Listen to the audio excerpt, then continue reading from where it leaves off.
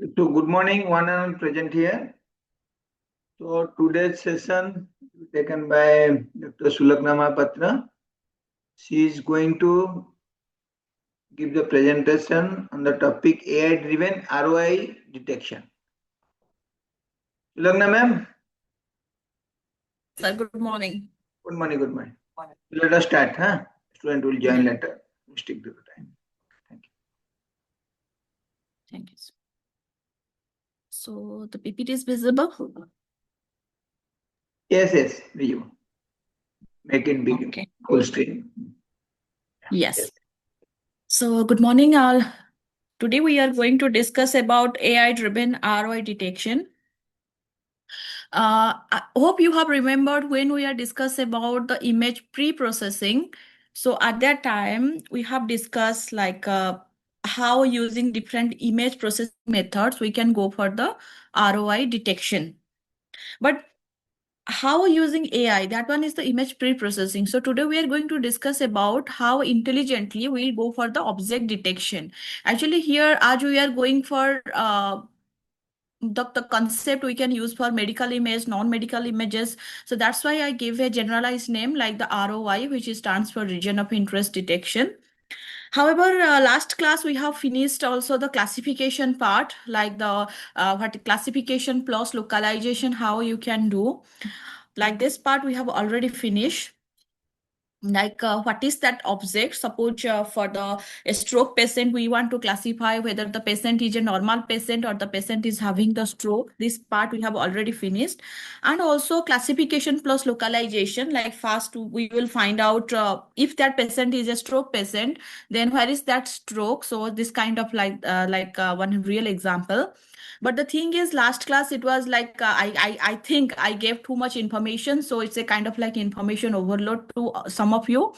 It's understandable because the concept is very vast.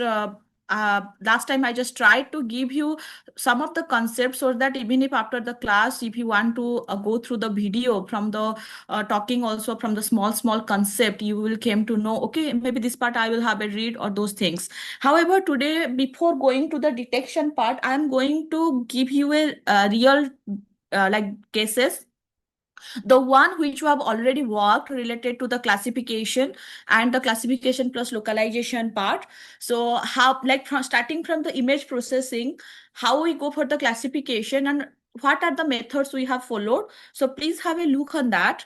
So I'll consider the ischemic stroke image analysis, the part this is my PhD thesis actually related to that when I was doing as a researcher in Taiwan during my PhD. So what is that ischemic stroke? We'll spend not much time, 10 to 15 minutes here, just to show you how from image, from the starting, how you can go to the end to make a software actually.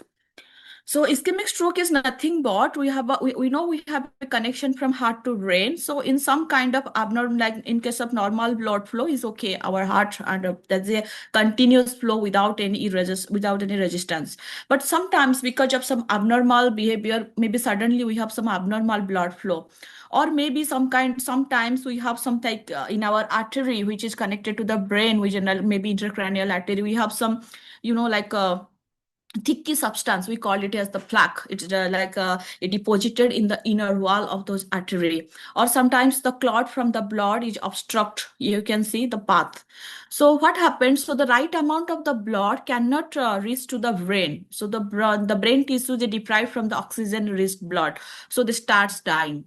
So that stroke, we call it as the ischemic stroke. It is actually happened due to low blood pressure, when that is when the exact amount of blood which we need for our brain functioning, if we didn't get because of some abnormal scenario, then that stroke happened. We generally call it as the ischemic stroke.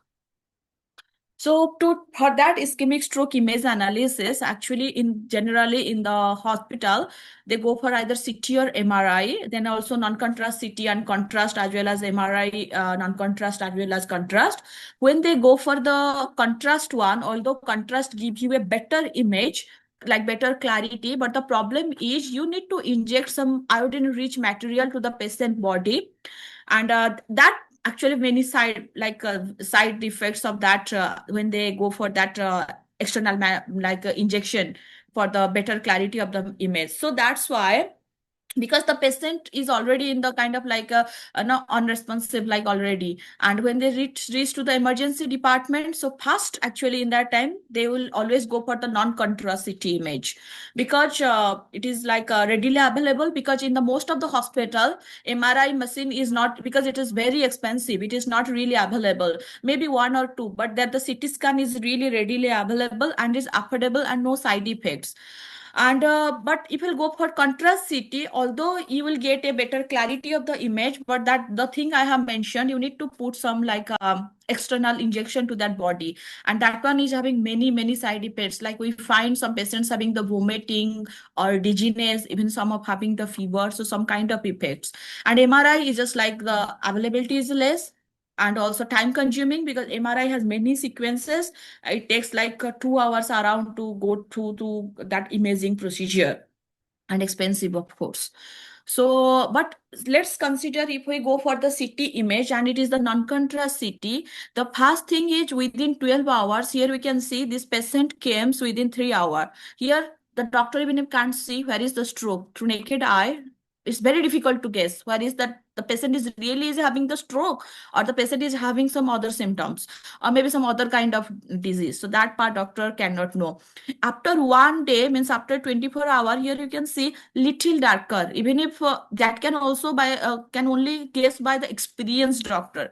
The recent the junior doctors or the recent residents, it's very difficult to guess for them.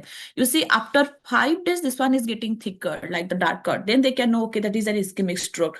But what's the problem? Even if we wait for the 5 days, the severity of the stroke increases. Actually, that is some concept, this core penumbra part you forgot. You can see this red color part is gradually spreading, means that part is irreversible, means the tissue already dead. So if this red color part, the penumbra part, means this part is already affected, but here the tissue already die, the yellow color part about to die. So doctor always wants to give the treatment to the patient so that some of the tissue can be reversible. So that's why doctor wants us to work like how AI can be helpful for them to get to know whether the patient is an ischemic stroke or not, and if ischemic stroke, where is that within 12 hours, or within max 24 hours they wants to know.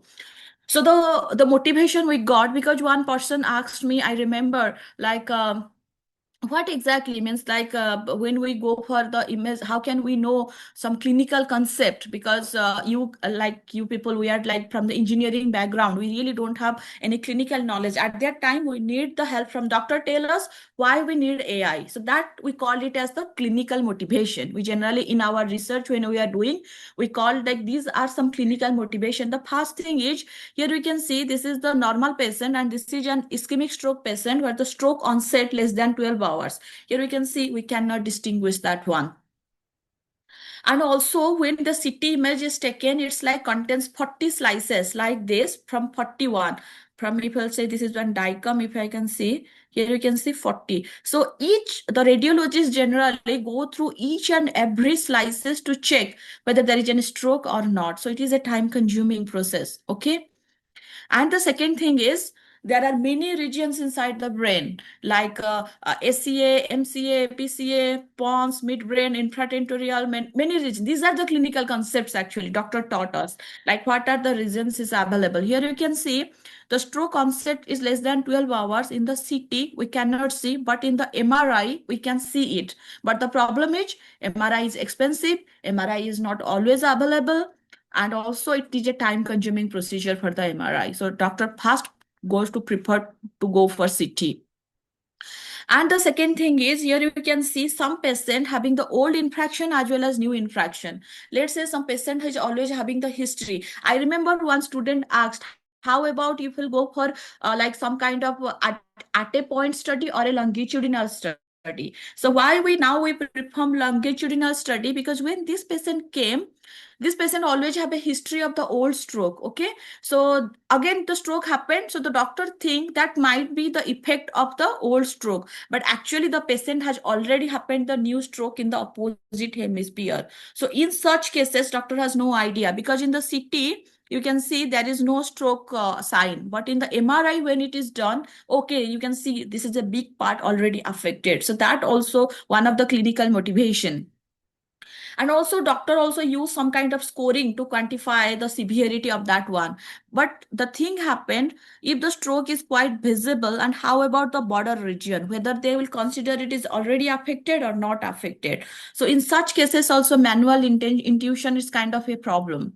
And also some they have also used some kind of software, but the software is not 100% accurate. You see, it is showing like six, like the regions are affected, but actually it is giving a score of 4 for two regions. It doesn't, the software has not much idea whether it is really affected or not. And this software also they are using some kind of contrast, not really non-contrast. So considering this clinical motivations, then when they come to us, what's the technical problem we face?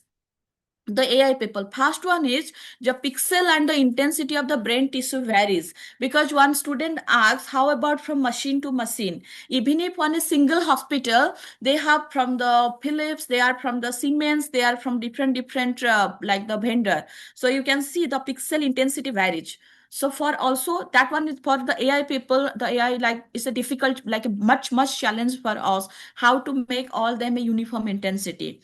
The second thing is the rotation of the image, because when the patient come to the hospital, some are unconscious, so they are the rotation of the their head is like from different angle is a very difficult for us. It's like this angle, this angle, this angle, how to make a straight line. So that one also we got a very challenging task. And the third part is many additional components. Like here you can see there is like the big sulcus, which we can say is the big kind of like artery, or a high, this part you can see the highly attenuated skull, very bright color. So the stroke region actually only this much, but you see it's surrounded by many false positives. So in that case, how to got the appropriate stroke region, that also a very big challenging issue we face. Then the thing was no particular ischemic stroke occurrence, because it can happen here, because the brain region is very vast. It can happen anywhere. So we cannot just focus, okay, maybe in this region it can might happen. No, there is no particular region we can say. And also the shape varies. There is no uniform shapes. The shapes are very non-uniform. So considering this, what we have done actually for that ischemic stroke images, we have go for 3 types of study. The first one, we go for the classification. Classification means when the patient reaches to the emergency, first doctor wants to know it is an ischemic stroke patient or it is a normal patient. So when we go, so for that, we think classification is accurate. We just classify whether it is a normal patient or whether it is an ischemic patient. So upon finding the ischemic stroke, then we go for to know where is that stroke. Okay, then we go for the detection or classification plus localization.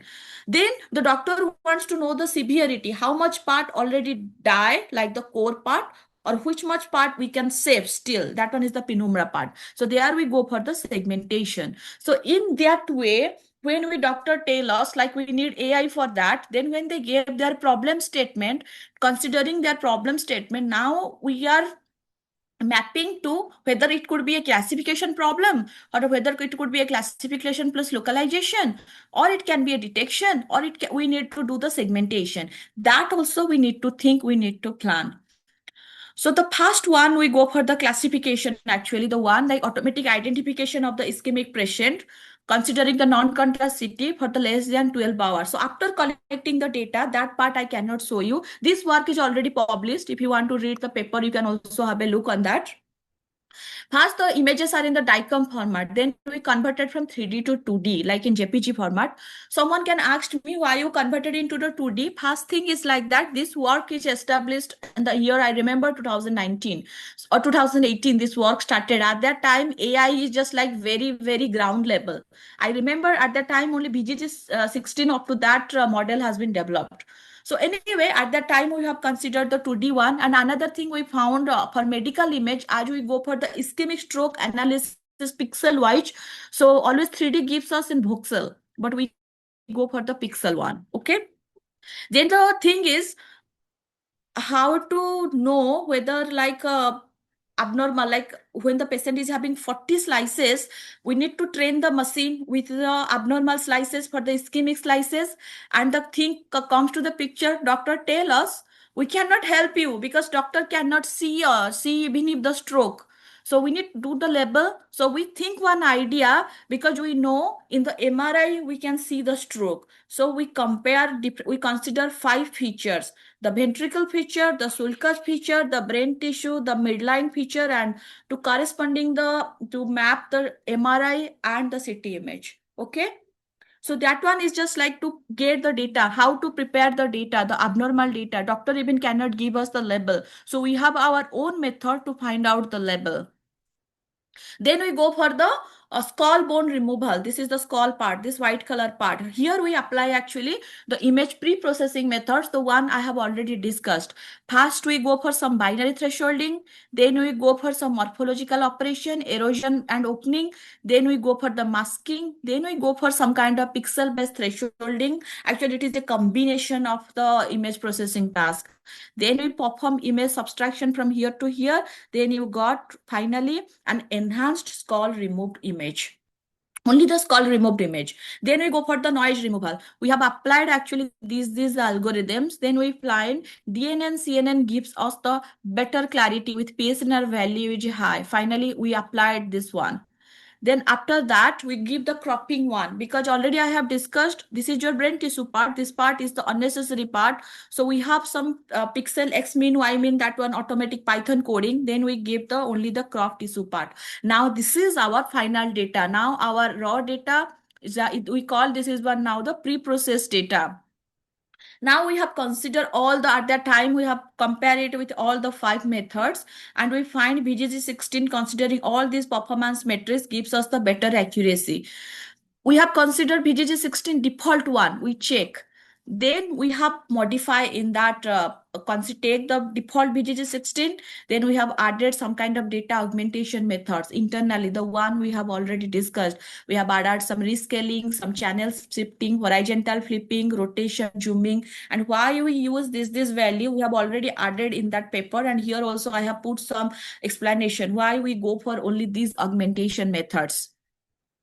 Then for the parameter optimization, we have added some batch normalization layer, activation function. We have used sigmoid. Then optimizer, we use Adam. Then we have used some categorical cross entropy. And finally, in the last dense layer, they have the default one is 1049, but default one is 4096. We modified it to 1049. And considering this hyperparameter, so our model is how it is like that. Our train set now consider some ischemic slices and also the normal patient slices. Then we have our derived model, like we have already used this model. We found BGG16 is best. Then we have already applied some kind of modification or customization to that model. So after the model is well trained, then we have the test set, like a patient directly comes to the ED, then we test with our model, then it can say whether it is an ischemic or the normal.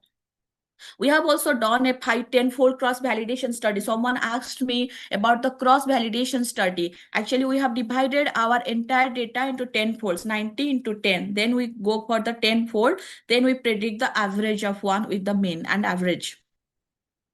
Then after the model is trained, now doctor gives us 58%, which even if doctor doesn't know whether it is a normal and ischemic one. When we test our model, here we can see out of like the 29 patients, our model correctly predicted all 29 ischemic patients, where doctor radiologist predict correctly within 25. And for the normal case, out of 29, our model can 24, it can say it is normal. For 5% it is so ischemic. However, doctor can do the 20. So some kind of external validation is also much necessary in your work. So what exactly our model will do, when we give the raw NCCG sizes, then we directly give to the model. Then our model gives us the outcome. It will show it is an ischemic patient. And it will also not only gives us it is an ischemic patient, it will also tell us which slices, because it has 40 slices. It can also gives us, okay, these slices are the most probable ischemic stroke is contained in these slices. We have also comparing it with the corresponding DWI. It's like some cases here, like this is one also ischemic stroke. This one is the also one ischemic stroke patient. Here we can see the stroke region is here. This is a very difficult region, but still our model can know, okay, these are the things. Then this is a normal patient. When you give this one, then it can show, okay, this one is a normal patient. So like this machine works actually. I'll show you one demo actually all to that. We have the software we have already built, and we have now already negotiation with the Intel, because Dr. Gupta already mentioned you the federated learning thing. So now we have already negotiated with many hospitals. Now for this one already we are going to make a full term software. So here how the small one I'll just show you. In that software we have two parts. First, we'll go for the ischemic lesion identification, whether the patient is it really contain the ischemic lesion or not. We'll click in that button. Then here we can see we'll upload the raw NCCT from the direct from the doctor. Like from the doctor one, we can directly from their folder, we can directly here you can see these are some raw. We can just directly open, and if upload, then it can see, okay, then 25 number of images already. Then if you want to someone to see view those images, then it can directly see those images. You can say these are the raw images.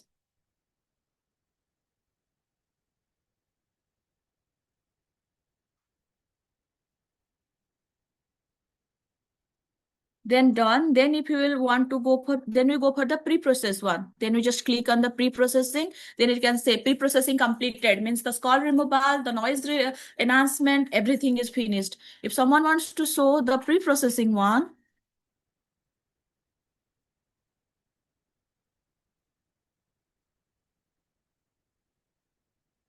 here, you see, now no more skull and the image is little bit enhanced. So this is the pre-processing part, already finished.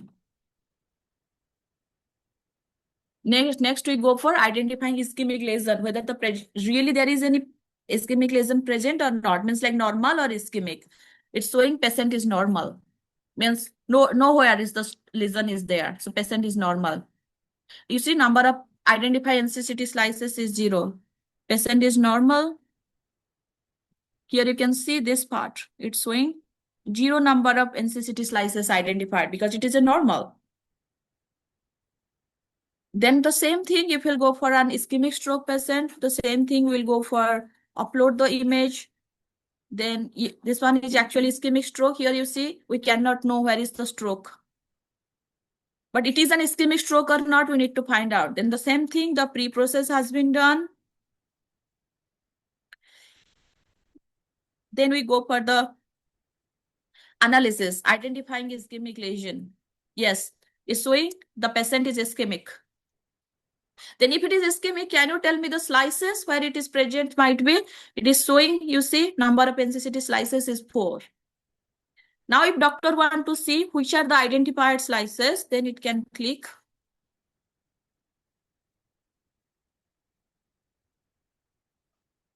And it can see these are the 4 slices actually. And we compare with MRI, whether it is really our model is getting or not. Our model say this one, here we compare with MRI. Oh yes, these are the slices our model can detect. Maybe MRI 7 to 8 slices, but at least our model can detect 4 slices. You see?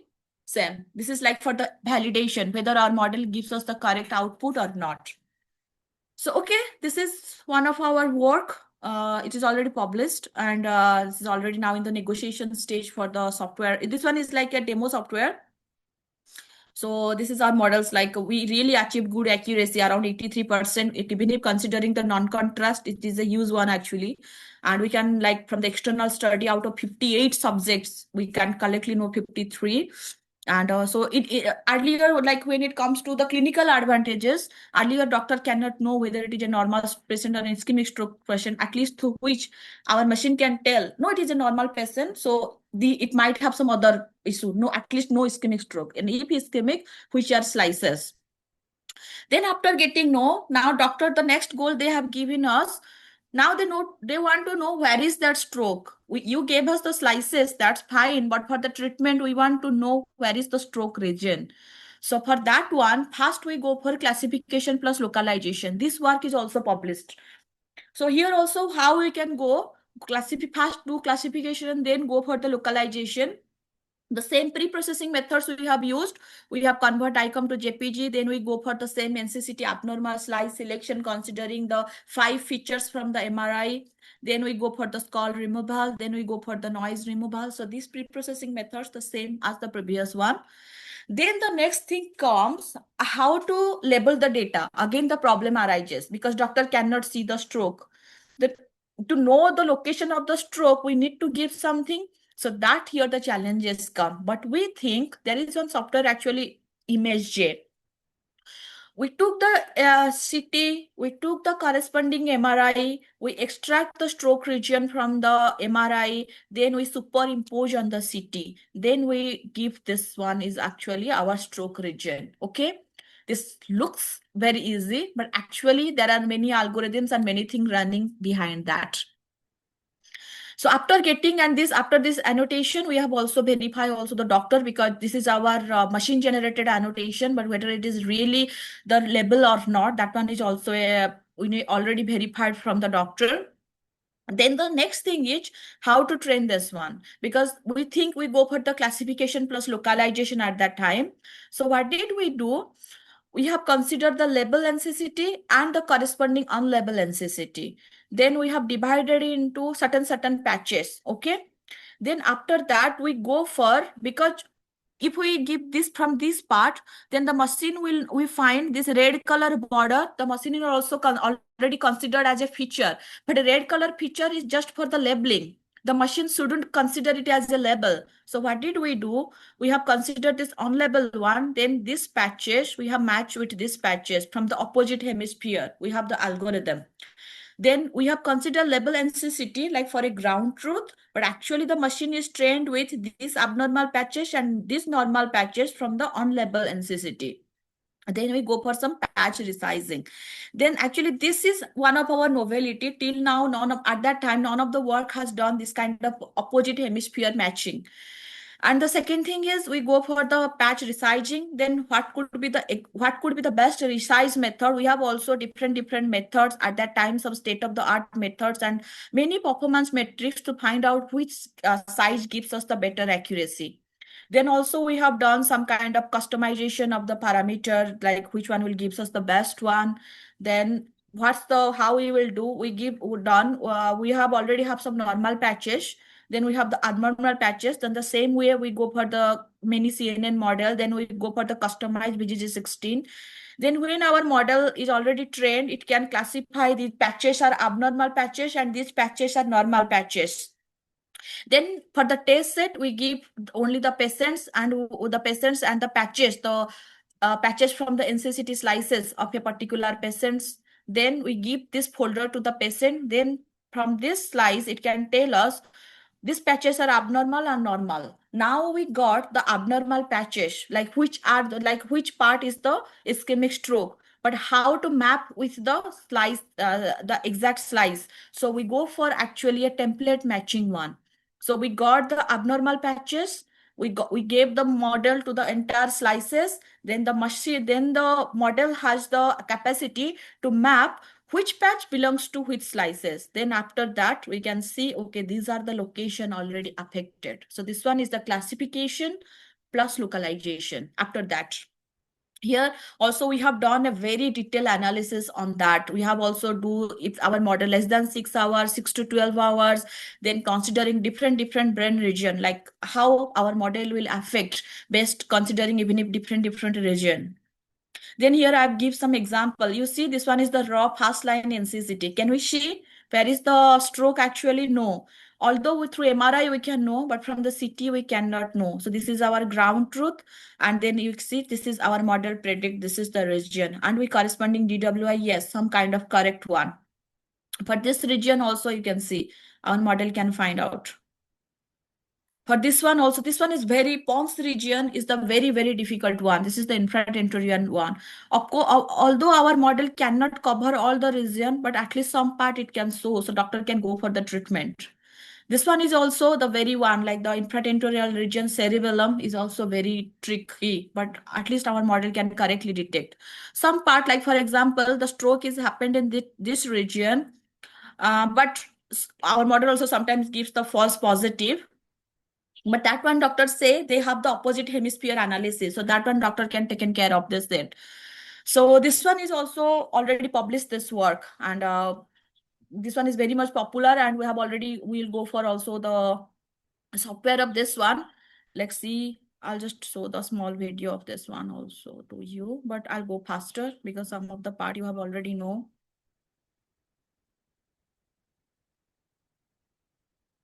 The intermediate processing already, the patch formation, then the localization completed. Then we directly go to the view localized infract region, the output. Here you can see. If we go to the next, you see, actually the region happened here, but some false positive is coming, but doctor said it's okay for us. So like this, another patient, I'll just go faster. Something pre-processing, everything has finished. In here, like after the pre-processing, then we go for the localization. In the patch part already finished, patch formation finished, intermediate steps completed. Then we go for the infract localization. Then our AI model is running actually in the background. Localization completed. Then you see, these are the things.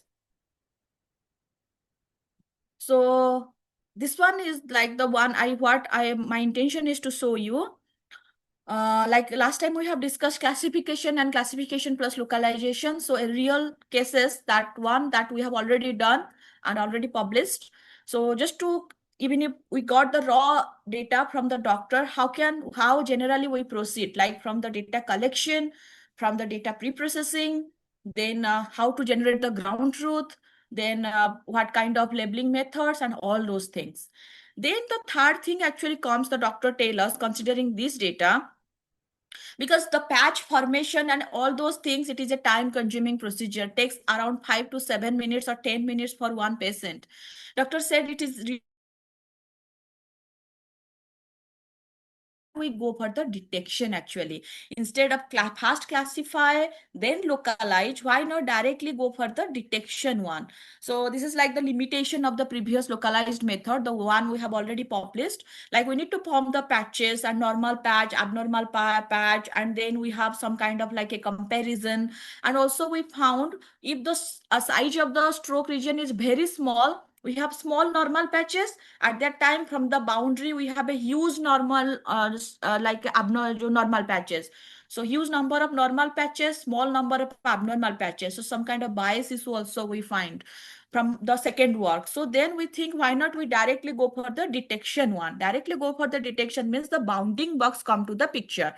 So bounding box means we need to find out what is the object and where is that object. That is the today's class, AI driven ROI detection. So now please pay attention to that. How can we go for the detection way? So like that is bounding box one. So there currently this method, apart from these methods, there are many methods are there, like object detection methods, but it broadly classified into three categories. Either it is a two-stage detector or a one-stage detector or some kind of advanced detector people have said. So mostly two-stage detector and one-stage detector are popular. So what's the difference between these two? So first we go for if one stage detector. What is one stage detector? So you have input your picture, your images you have give, then there is some feature extractor. So who are the feature extractors? Some convolutional layers, some pooling layers. So these are some helpful for the feature extraction. Last week we have already discussed, and we got the feature map. So directly after the feature is extracted and those feature maps, when we give to the detection head, then there is two types of detection head. One part is divided into classification, one part is divided into the box regression. Means based on these feature maps, based on this what features our model has been learned, then based on that It can classify whether it is a dog or whether it is a cat. And if it is a dog, where is the location? The box regression block will tell us. If it is a cat, where is that cat? Then finally we got this part, dog and cat. This one is like one stage detector. It's a very fast. Actually, for the real-time detection, we go for the one-stage detection. Like yellow, SST, retina net, there are like one-stage detector. Then come the two-stage detector. Two-stage detector means there is an intermediate part, this part, the regional proposal network. What it will do, after your feature map are generated, then let's say from these images, these feature maps are generated. We generally call these are like the region proposals. And this network will help us to find out is decide whether there is an object or not. It might find out these are like some artifacts, or we can say it is the background. So whether it is necessary or not, so this network will tells us.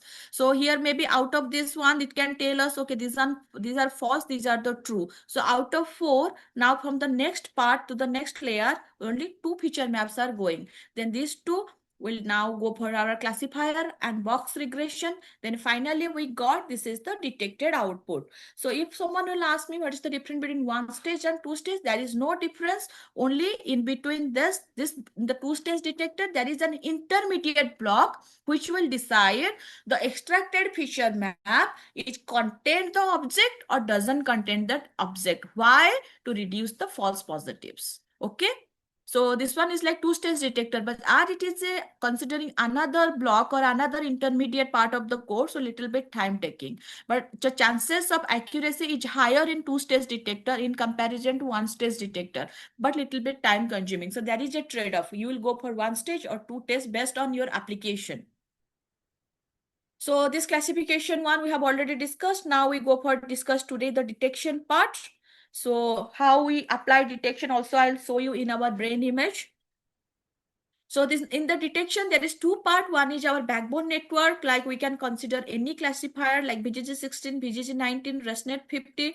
Then in our detection model, like after the feature is extracted, there is some detection here, which will decide what is that object and where is the bounding box. So for that detection model, we can take any kind of, we can take yellow, retina net, one stage or two stage, that we will see. So every time there is always a feature extractor, there should be a backbone.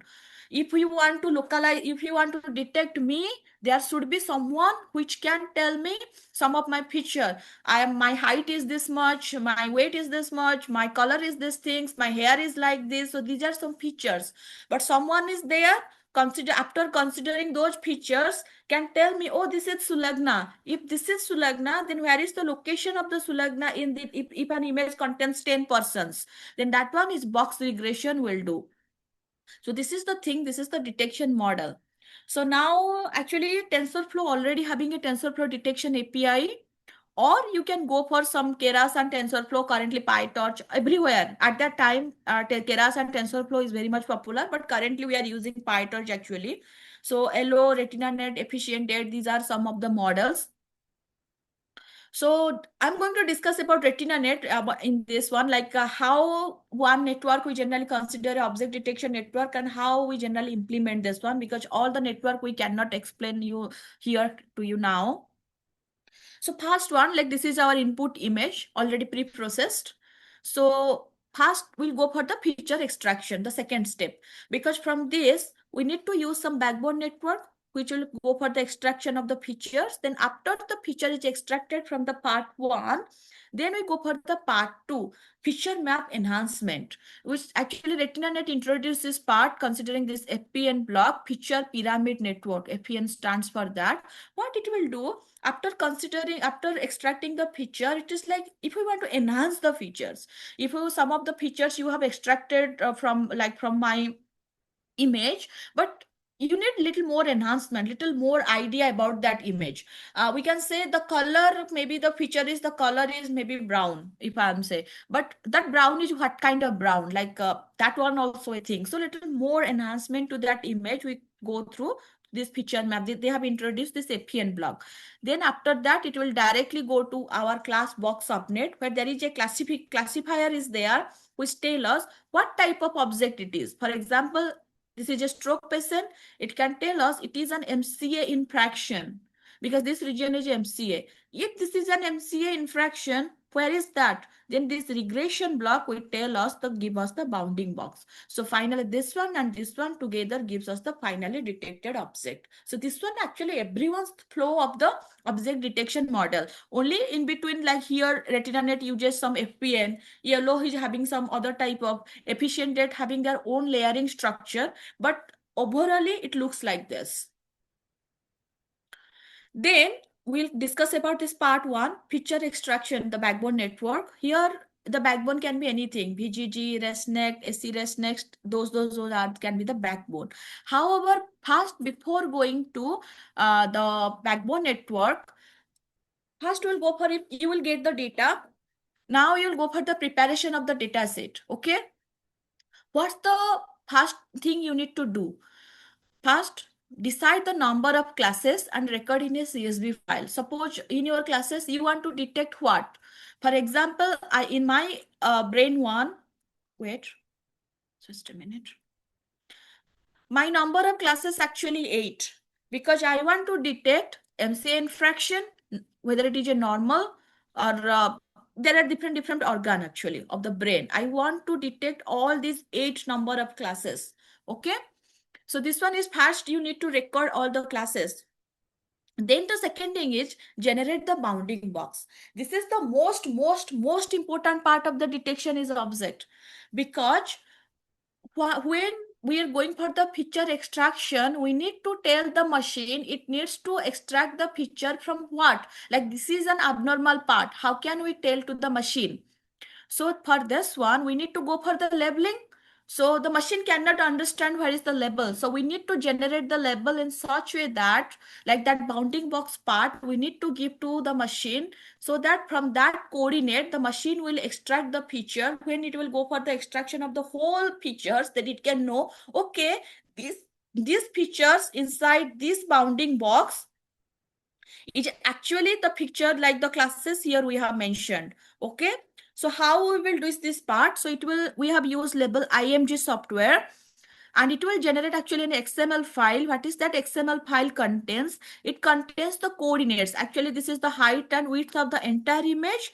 Then when we give this label, it is actually the name, the class, MCA infract. Then it was the coordinate of this coordinate. It can store X min, Y min, X max, and Y max. So machine, when it read the image, then it can say, okay, this coordinates actually defines the MCA infract. So machine will understand in such a that. So now I'll give you a real demo how we generally do generate the bounding box.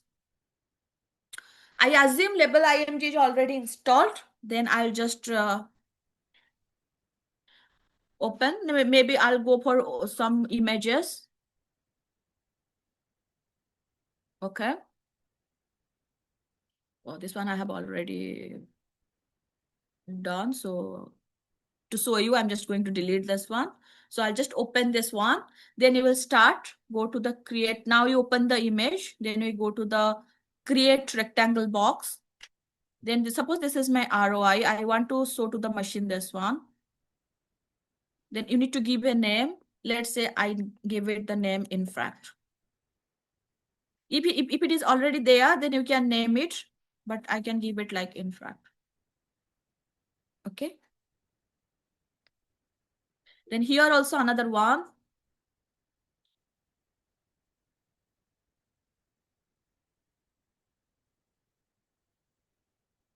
I name it is infract. Suppose here this one is not infract. I want to tell the machine this is not infract, this is normal. So I can make it as normal. Sorry. Okay.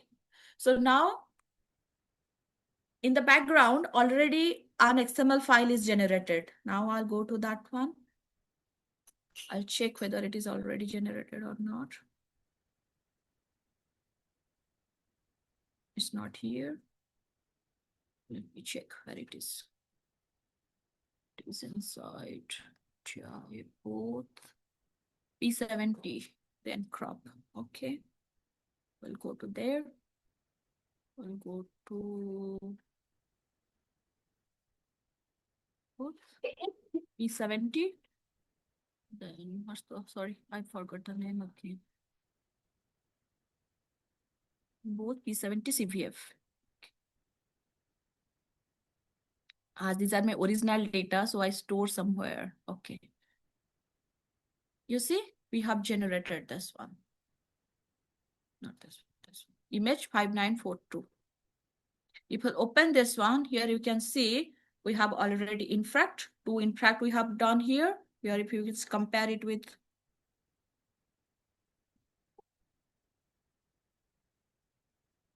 here, two infract and one normal. And if you see here,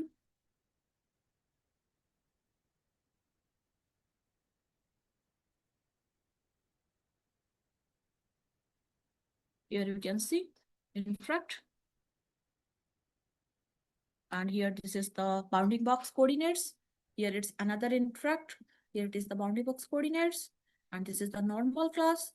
And here it is the bounding box coordinates. So actually we are giving machine to this data. Okay. Now let's say we back to our PPT.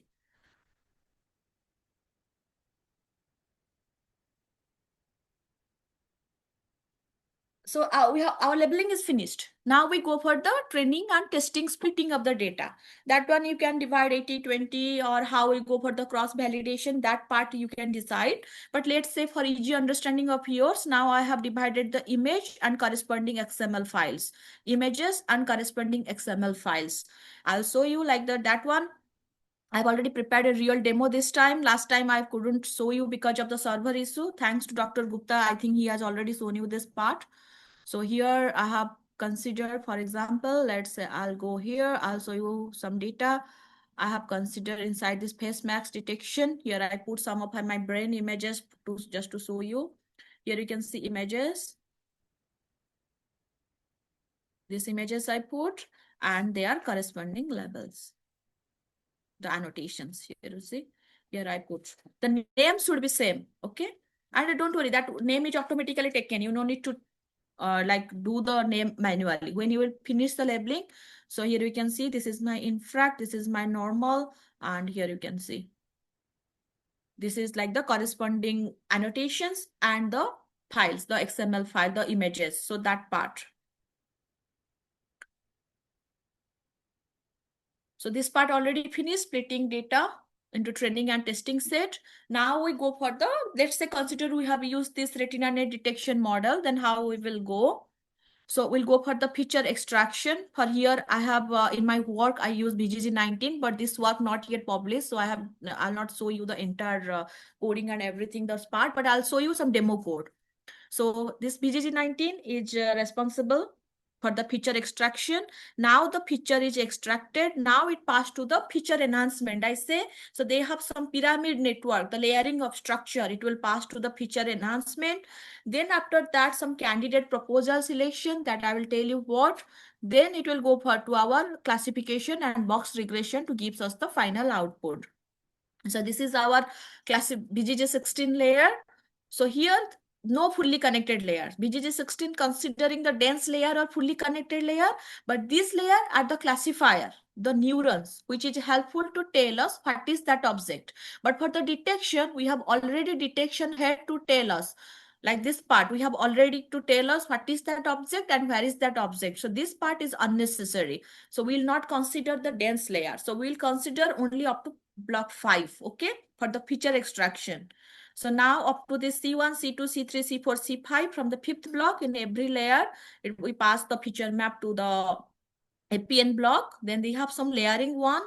If you want to continue the work here, then in some classes we'll tell you what is the necessity of these sizes and how these sizes are calculated. This one is also very much important. You now consider there is some feature maps are generated in every layer. Then finally, like this one is the feature enhancement is done through all these convolutional layers combinations. Then after the enhancement is done, there is another part in that one is the candidate proposal selection. So what is that? That we will see. The candidate proposal selection, we generally go for the anchor one. We generally call in the detection part is the anchor generation. What is that anchor generation? When someone will read to know my like whether I'm Sulagna or not to, and in that one image where I am present, when the feature can gives us the many features. Okay, so when the model starts running, after the feature enhancement, after the FPN block, we got thousand of prediction or thousand of proposals. Okay, but these all proposals are not necessary for us, so we need to go for to find out really some true proposals, because this RetinaNet is a one stage detector. Here we do not have an extra block or intermediate block to find out which proposal is like already contain the object or not. So here that's why we go for some kind of anchor matching to find out which are actually can be a little bit beneficial for to go for our object detection. So how that one we will do, actually in the RetinaNet, we can give the anchor like this bounding box. To find out the appropriate bounding box, we need to give some like, okay, our consider those bounding box which are having this type of structure, like some kind of scale of the anchors or some kind of aspect ratio of the anchors. Then we need to find out which bounding boxes are fit within our mentioned bounding box ratios. Then we will keep only those. So some kind of comparison. So after this FPN block, let's say we have considered this should be our applied anchor box size. It should be 512, 512, 256, 256, 1228, 128, and these are the sizes. Let's say we have considered these 5 sizes of anchor box. Then we go for the aspect ratio. The ratio of the bounding box 1:2. 1:2 means if this one is 512, this one is like 256, or like 1:1, 512, 512, or 2:1. If this smaller part is 256, then this length part should be 512. So these are the 3 aspect ratio we have considered. Then out of this 3, from 1 anchor sizes, we have considered 9 anchor boxes because we have different scale. For example, if we consider 2 to the power 0, then we no need to change anything. So these 3 are like this 512, 512, 256, 256, and these are like our default. We are not going to change any scaling of the image. Then we going to increase the scaling like 2 to the power 1/3. 2 to the power 1/3 means 1.55. Then we have added like 512 into 1.25, 640. 256 into 1.5 is 321. Like 512 is into 1.5, 640. 512 into 1.5 is 640. So like this, we have generated our bounding boxes, which can compare with the already many bounding box or the proposals we are already getting here. So now we will say, okay, these are keep those bounding boxes which fulfill our requirements. So we are giving some kind of template, we can say template bounding box to the machine, so that it can compare, keep those bounding boxes which will satisfy within this range. Now the thing comes to how we can satisfy those bounding boxes, considering the concept of overlapping. So this overlapping actually considered by IOU. We call it intersection over union. Means we'll go for 3 concepts: negative proposal or positive proposal, or just ignore that bounding box.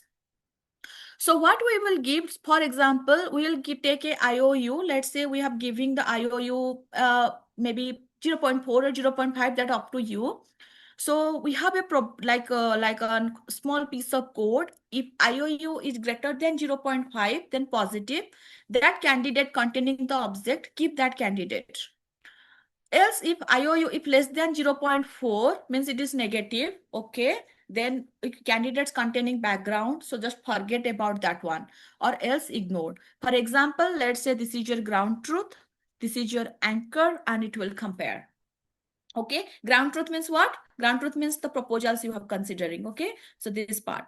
So now this part and this anchor, it will compare. So it will keep which one is the positive, which one is the negative, and which can be ignored. So you can see some kind of comparison to keep only the candidate proposals. If there are many false positive, how to reduce that? For example, now before candidate selection, we have this many proposals. Now after candidate selection, you see now the proposals are reduced. So now from this, our model will gives us the best bounding box and the best proposal which can cover the cat, which can tell us where is the cat. Okay, so this one is some kind of anchor one. If anybody wants to change the value, because based on the what you want to detect, for example, we got one project related to satellite object detection. So from the satellite, when we see to the floor, the objects are really tiny. So at that time, we really don't need this much big like the bounding box comparison. So that time we have changes the sizes, strides, and aspect ratio of this value in the retina net. So that one actually, when we go for the actual application, that time in the code we need to decide. But this is the concept.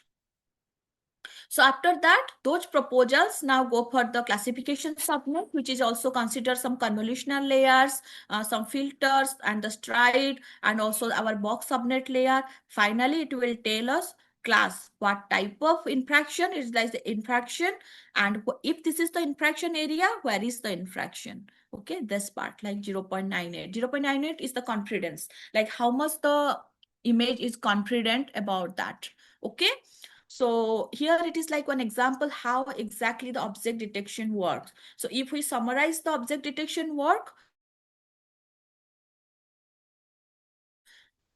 for some feature, go for our anchor generation, like anchor matching, to find out which proposal are more suitable. Then only the suitable proposals will pass to our the subnet, the classification subclass subnet and the box subnet part, to find out finally the detected object. So this is actually the object detection. So the same part, actually the same retina net I have applied like in the same brain images. Here you can see from this one, we can find out, okay, because doctor wants to know where is the infraction. Here, no patch concept, no classification concept, directly gives us the bounding box. Here, this is the output. Here you see this side.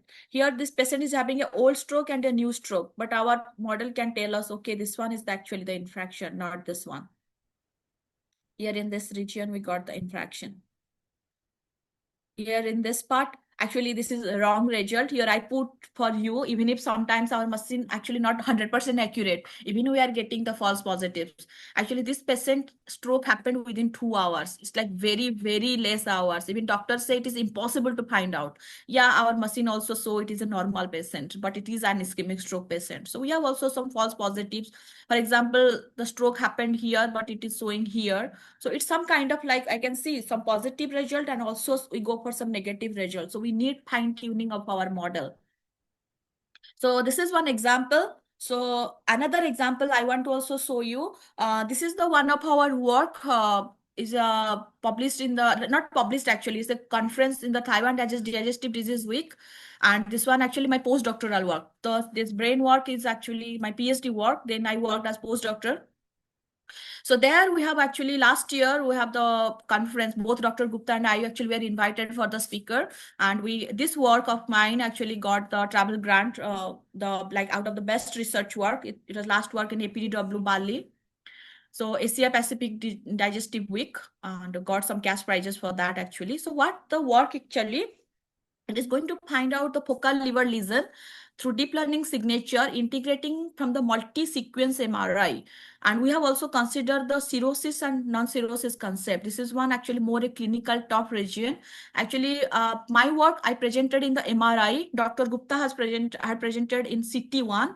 So because I was working in the MRI part of the liver one. So what was that? So in the MRI, actually, the problem is difficult to locate the FLL because the size is very small, and the MRI has contains around 14 to 15 sequences. And sometimes the lesion, originally called the tumor, liver tumor, is sometimes in the boundary. It's very difficult to locate, and also multiple. If one patient is having some benign tumor as well as the cancerous tumor, then the doctor confused what kind of it is. Then also this part, I think Dr. Gupta already mentioned to you, in each, the type of cancer, like the benign or the malignant, it's just like both of the like all types of cancer varies, the appearance varies in different sequence. That one also one clinical motivation. And the size, you see, especially the 1 to 1.5 size, that one is very difficult to know, like it's very small. And also MRI contains many sequences. So how to locate the FLL? So that part, what in our work we have done, the one which got the award, actually we have integrating both contrast and non-contrast MRI features. Then we have go for the analysis, serotic versus non-serotic, nodule wise, size wise, with and without fatty liver analysis. So like all considering all the liver, like the clinical concepts, then we try to analyze all those using this detection model. But in this work, actually, we have using both contrast and non-contrast MRI together. But now we have already modified it. Only the non-contrast MRI our model can work. But this work I want to show you. So first, we have considered both contrast and non-contrast sequences. Then we go for some automatic liver detection. We have our detection module.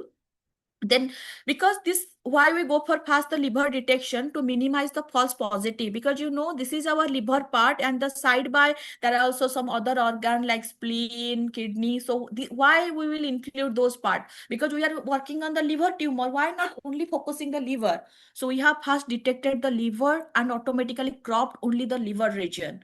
Then we have actually go for a automatic a voting strategy. This one is actually our innovation. So this voting strategy, what it will do, the feature voting, we have contrast, and the same patients, we have contrast and non-contrast. Then to minimize the false positives, so where is actually the box one is there, so we have go for some voting one. Then we finally find out, okay, these are the lesion, these are the FLL. So this is one of our work. Here in the liver detection, we already got around 100% accuracy. Here I want to show you some output. Even if the liver of the size of the liver small or big, even if different types, in all type, we can get the correct bounding box. Here only segment of the liver, or only detection of the liver part. Then after the liver is detected, then we go for the nodule, or we generally call the lesion or the FLL. So that part when go for the detection, this is our performance. And this is like different size-wise analysis. Also, we do cirrhotic versus non-cirrhotic. And this one is with fatty liver, without fatty liver analysis also we have done. Then here you can see our model can correctly find out this lesion, even if the lesion at the boundary here, even here, it is almost like the boundary, but like the similar appearance. But here we can see our model can correctly detect it.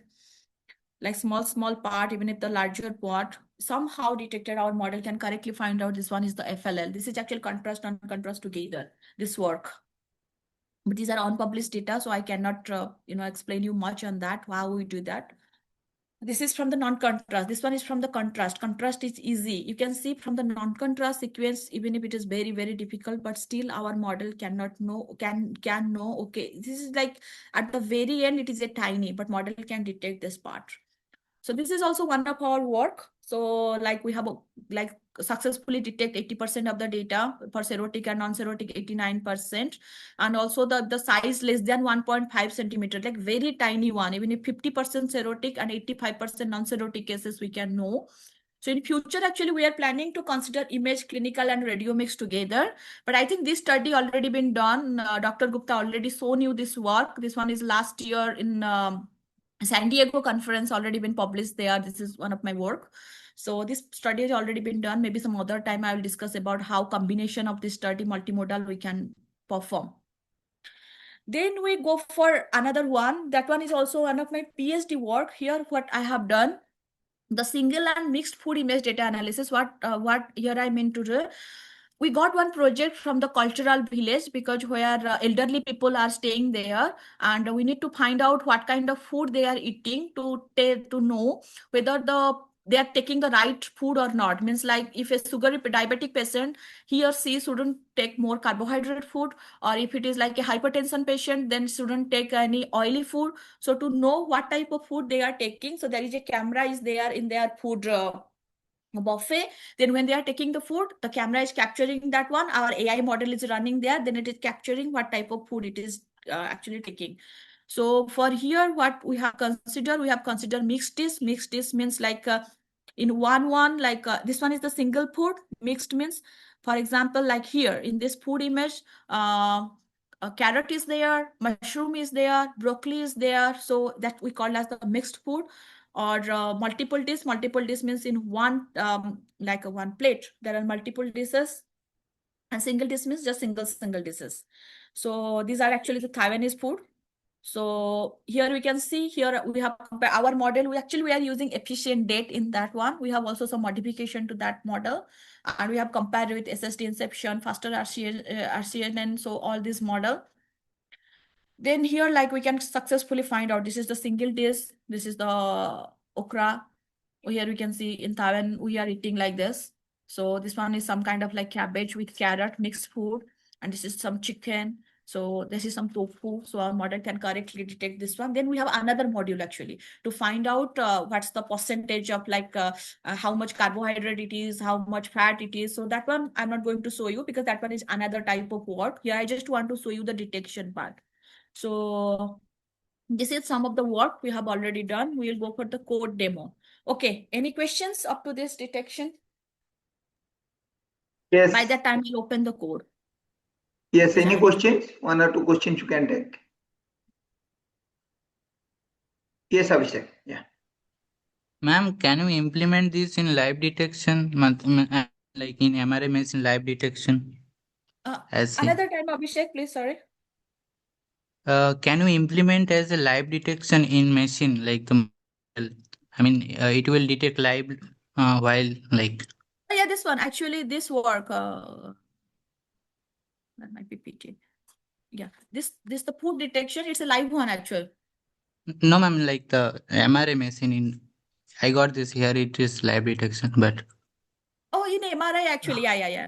The one I am telling you, we have now with Intel, we have now the MOU. They are going to help us to like give us the final software.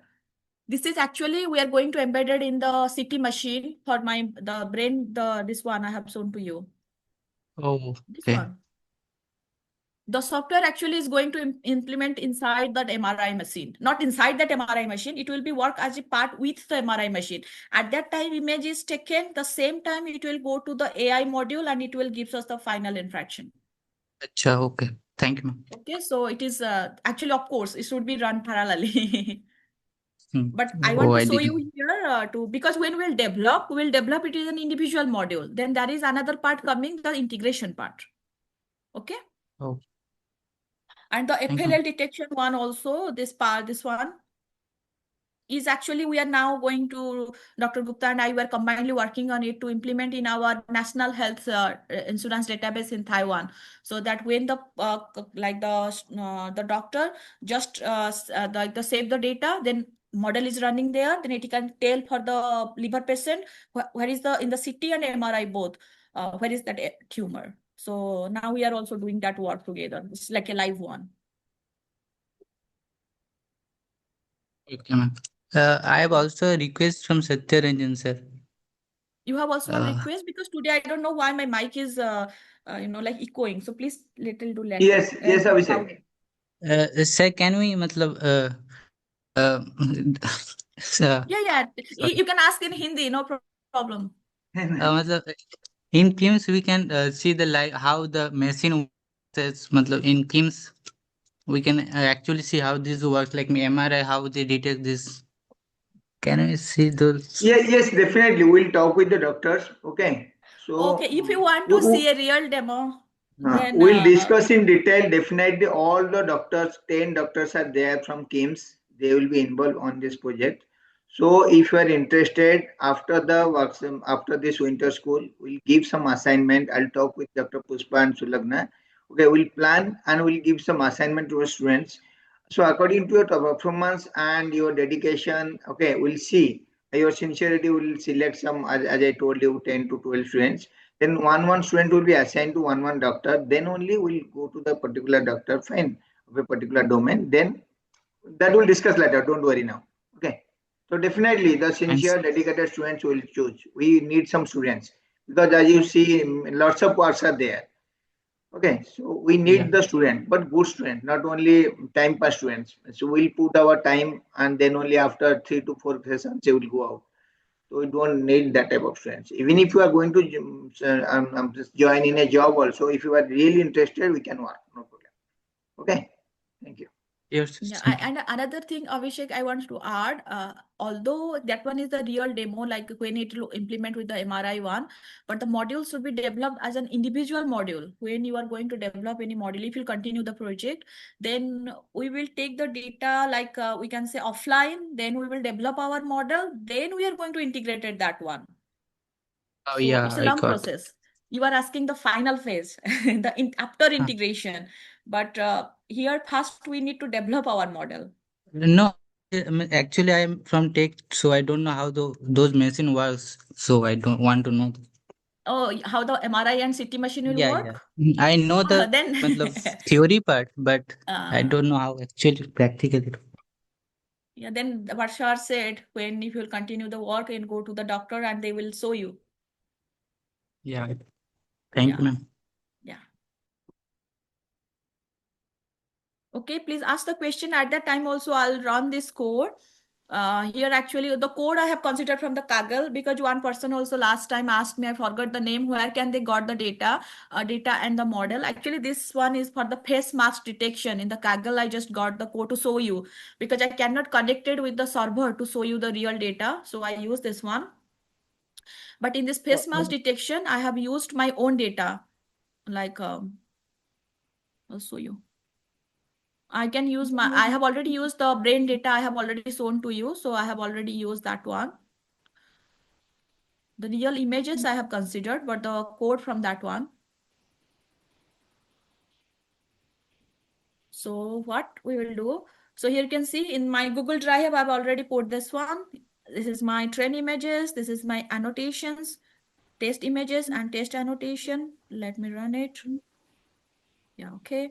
I have train images 192, train annotation 202, because 3-4 annotations I have not in my PC. Then test images 768, test annotation 68. Then I have mentioned here the class, and this is the generate box, because I have already given the XML file, x min, y min, x max, but the machine needs to understand the class and where is that file. So this part, because machine need to read its own form. So that part, this one is implemented actually in Torch. So this part is running. It will read all the XML file and it will find out where is the bounding box. All the pixel value it will store. This part is not needed. Then we'll import the Torch.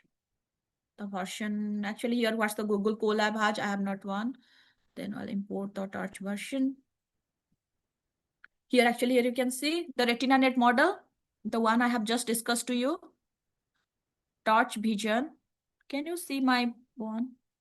Here you can see the RetinaNet is here. And it is considering for feature extraction ResNet 50. The one I have shown it to is BGG19. It is using ResNet 50. Here you can modify any model, BGG16, BGG19, efficient net, up to you. And here is the RetinaNet model. Already Torch Vision already have imported that model. So this part is 100%. Then we have import the GPU, because model will train.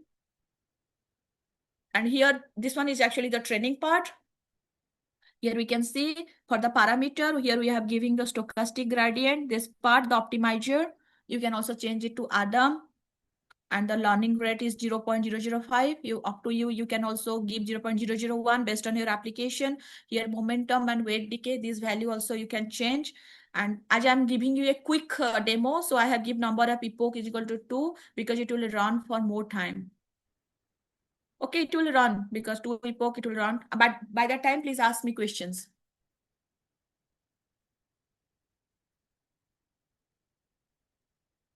Yes, Ayush. Yes. Ma'am, for the ground truth that you have shown using the label image software, so in Yeah. that case, if we are having, let's say, thousands of images, so for each image we have to manually label that. For medical images, for sure. If you go for a non-medical images, there are already some tools are available in the internet itself. There you can give your data and they will generate, you just label 2 3 and they will, for example, you want to detect any car or some kind of number plate detection or face mask detection. These are actually not like confidential data. So you can upload them, you just label 2 3 and based on what you are labeling, they will generate the label for you. You no need to do those things. But if you go for the medical data, it is very risky to upload the data any others like proprietary software. So what we generally do, all the labeling we need to do by ourselves. So it generally for the labeling, it takes 1 to 2 months.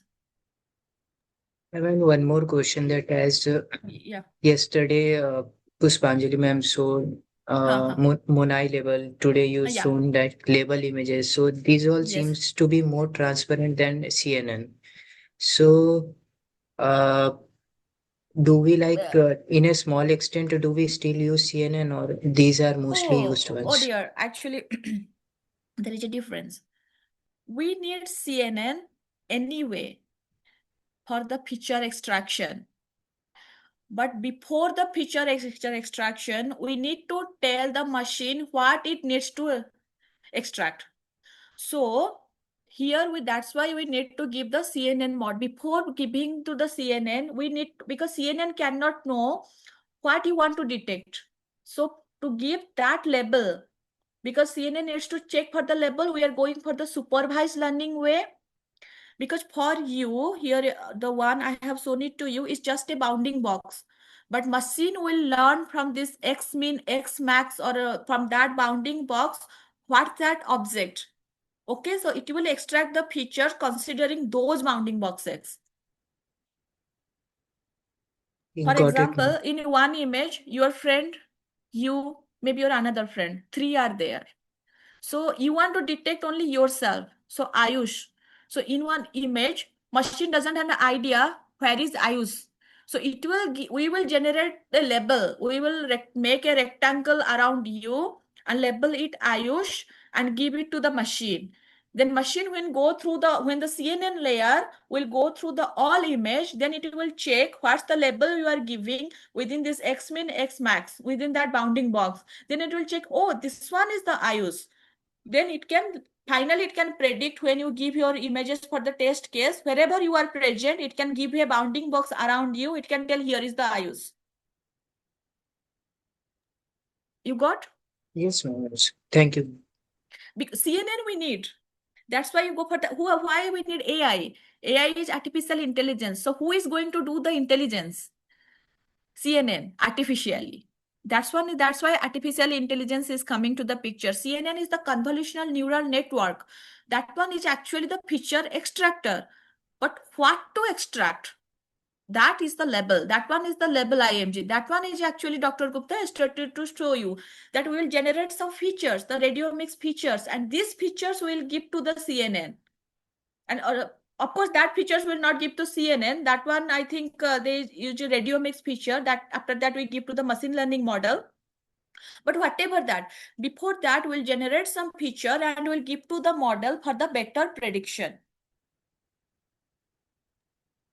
Okay. Okay. Yes, ma'am. Now I'm able to, connect the So things nicely. please don't keep anything in your mind. If anything, you can ask us. That's why we are here.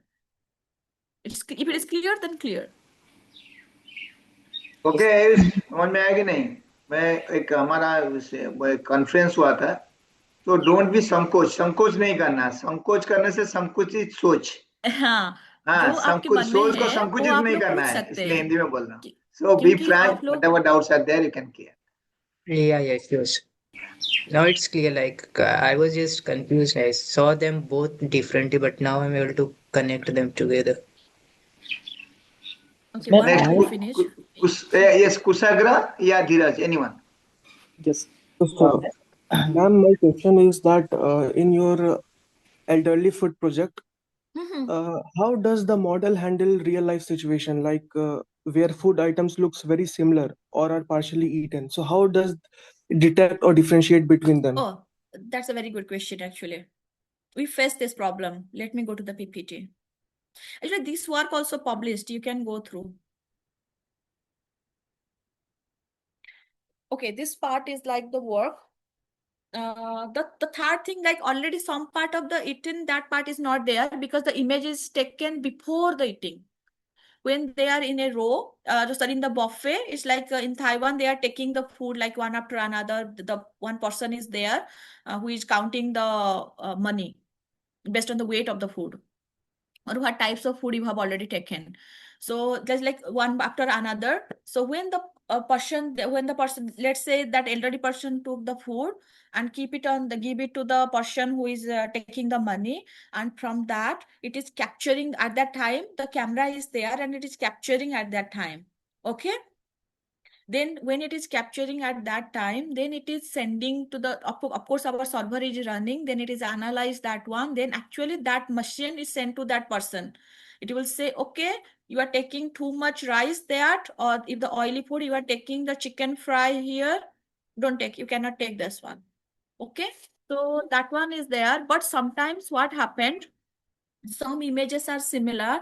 For example, this one actually one cabbage, normally cabbage and carrot. This one is the Chinese cabbage, and here egg is there.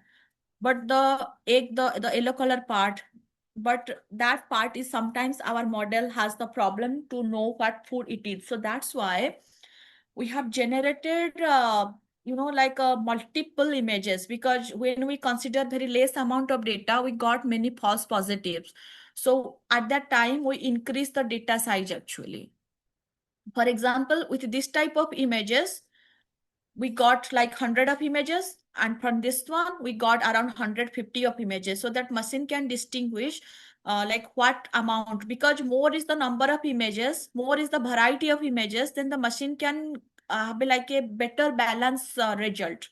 So sometimes we also increase more number of data to gives the better result, because if it is similar, then it is a different problem actually. We face also the same situation, but at that time we go for increase the data size. Sure, ma'am. And I'm also working on a patent where this is the main problem. Means differentiating between the images, we have to obtain much more data. So this is the thing. This is the point, means like Yes. what Next. Yeah, quickly ask Yes, Rusagla, then I have a question. excuse me, the previous one, the student doubt clear? The one who is asking about the data, this one is clear? Yes, ma'am. Yes, ma'am. Oh, okay, okay, good. Dhiraj, yes, quickly ask. Yes, ma'am. Ma'am, what you have shown was very interesting today. Mm-hmm. I just want to add that you have said that the nutrients percentage that model. So, Yeah. for foods like this groundnut or nuts, for that the model will Mm-hmm. detect the CNN model will detect the nutrients very easily. That's okay. Mm-hmm. But Mm-hmm. for a chicken which is cooked by Mm-hmm. a person A Mm-hmm. and Mm-hmm. also a person B, the nutrients Mm-hmm. may differ because of Yeah. their cooking styles and the Yes, ingredients used. So in that yes. case, how can we solve that issue, ma'am? Okay. That issue actually remain exist, honestly saying. Because when we use the same model to use another cafeteria, another elderly home, actually here fried chicken, okay, is completely different from the fried chicken from there. Because in Taiwan also the fried chicken types differ. Because in India we have like KFC and McDonald's, some kind of same types of fried chicken, but in Taiwan it is actually different. So when we find this machine is like with this chicken it is giving like one type of nutrient value, but with that one it is giving another nutrient type of value. Actually this one it looks more oily, but in that case it is an oily, but it is showing also the oily value is very high, but it's not that much oily. We can just call it the pan fried. So in that case also our machine has the problem. So what we decide, we need to also show to the machine different images. Okay, so we now negotiate with that like that center. Then we trained our machine again with that images. Then our machine now quite able to distinguish those nutrient values. So here the bottom line, in CNN for this type of work we need more data. Okay. Yes. Of course, in the coding part, some part we can handle. That one tomorrow I'm going to distinguish, going to tell you, because before you, one student asked if two food are similar, for example, this cabbage and this part, how can you distinguish? That one also we have used one parameter label smoothing. That one somehow handle the problem, but not completely. Anyway, we need more data for better feature extraction, because through coding labels, some part we can handle, but not all part. Yes, ma'am. Got it. Yeah, but that label smoothing is also very important. Tomorrow I am going to discuss that part actually. Okay, ma'am. Yes. Thank I you, ma'am. think Dr. Sulagna, we can go to the coding part, otherwise you will stop. Next session will give half an hour break, then 12 Oh yeah, we'll start. yeah. Again, you Okay, have because I give 2 epoch, so the epoch part is finished. Then I'll just go for the a prediction part. This is the retina net layers it is showing me for the prediction one. Okay, actually here prediction, I have 384 images. If I'll run it, it will take too much time. So I have already, before the class, I have already run it with another one. Maybe I'll show it with that one.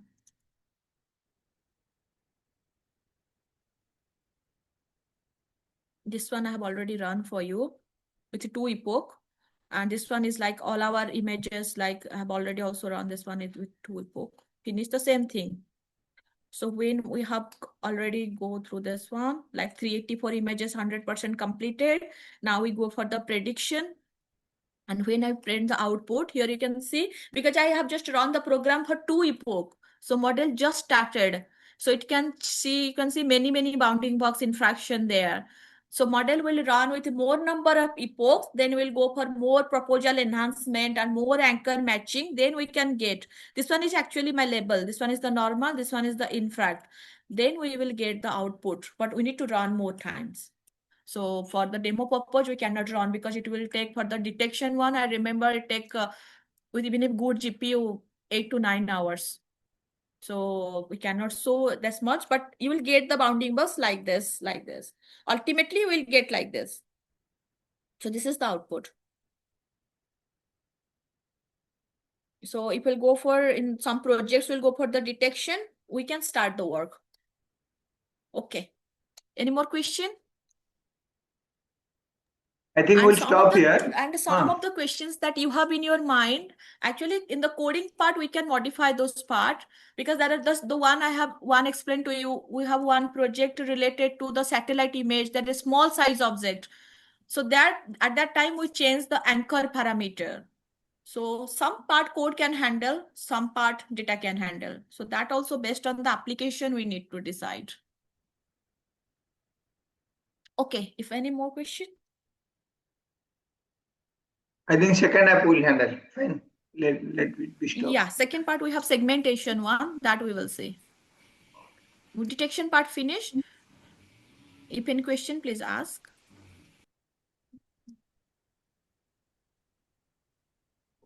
I don't think. If no, then we'll conclude. Okay. So next, all of you try to join at very late students are joining, really. It's not good. Anyhow, it will be easier for us to select the student. That's good for us. Anyhow, so next session will start at 12 o'clock. Then after the lunch, another session is there from Dr. Nikunj Raut from Nephropathy Department, Nephrology. So after that, we have this cultural segments are there today, cultural session. Okay, thank you very much. See you after 25 minutes. Okay. Okay. Thank you, sir. Thank you all.